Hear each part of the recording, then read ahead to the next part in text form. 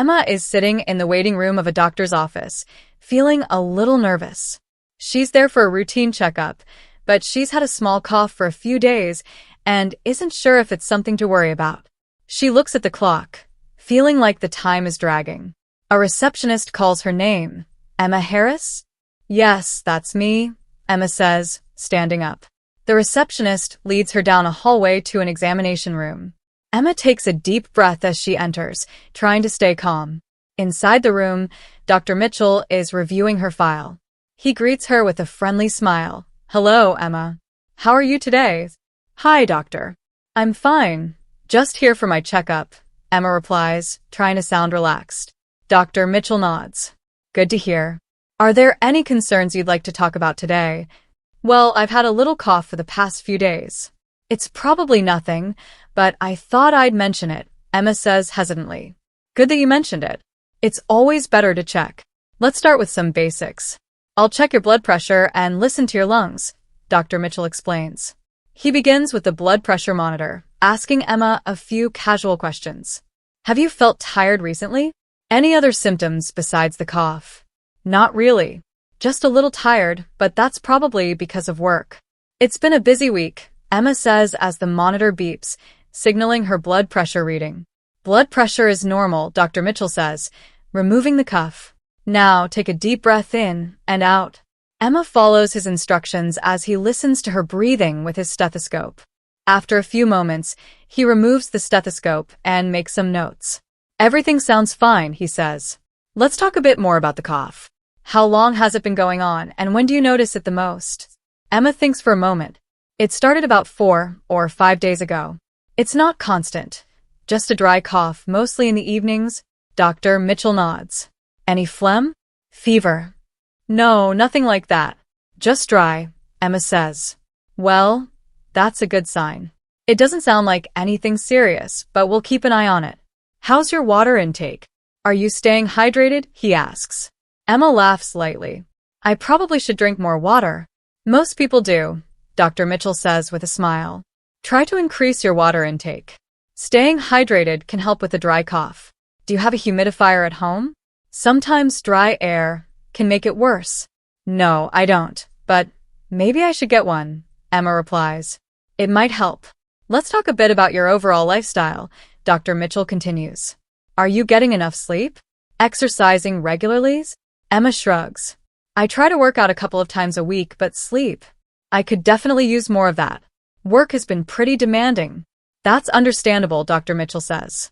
Busy schedules can make it hard to get enough rest.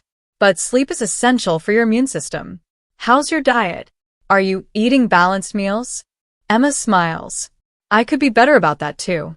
I've been relying on coffee a lot recently. Dr. Mitchell chuckles. You're not alone there.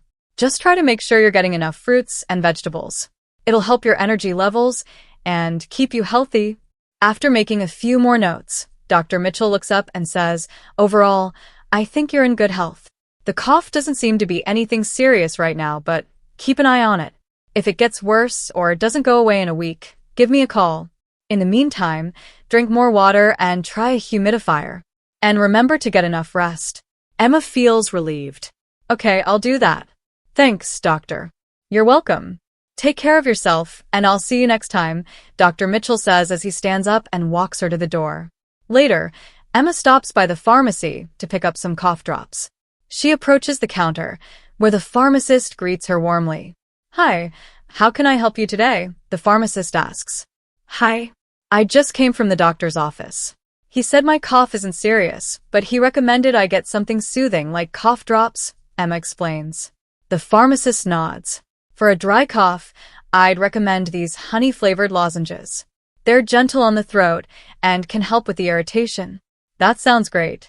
I'll take a pack of those, Emma says, adding a bottle of water to her purchase. After paying, Emma leaves the pharmacy, feeling more at ease. She's glad she went to the doctor and feels better knowing that her health is in good shape. As Emma heads home, she reflects on her visit. It wasn't as bad as she'd imagined. She was able to talk openly about her symptoms, get good advice, and even pick up a few healthy habits. She reminds herself to take better care of her health, get more sleep, drink more water, and find some balance between work and self-care. She also realizes how important it is to be honest with her doctor. Speaking up about how she feels and asking questions made the visit much more helpful. Emma feels a sense of relief, knowing she's on the right track.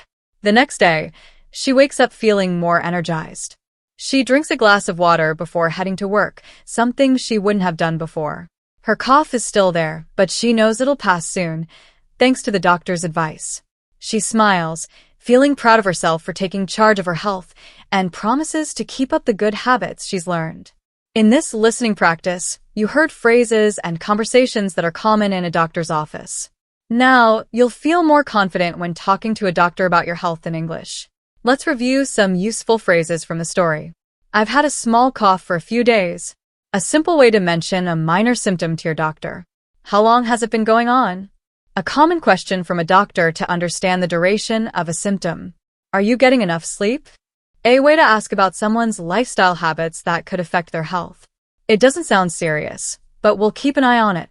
A doctor's way of reassuring a patient while suggesting monitoring the issue. Drink more water and try a humidifier. Practical health advice for minor issues like a dry cough. Now that you've listened to the full story, try to think about how you would answer questions about your own health in English. It's important to be clear and specific when talking to a doctor so they can give you the best advice.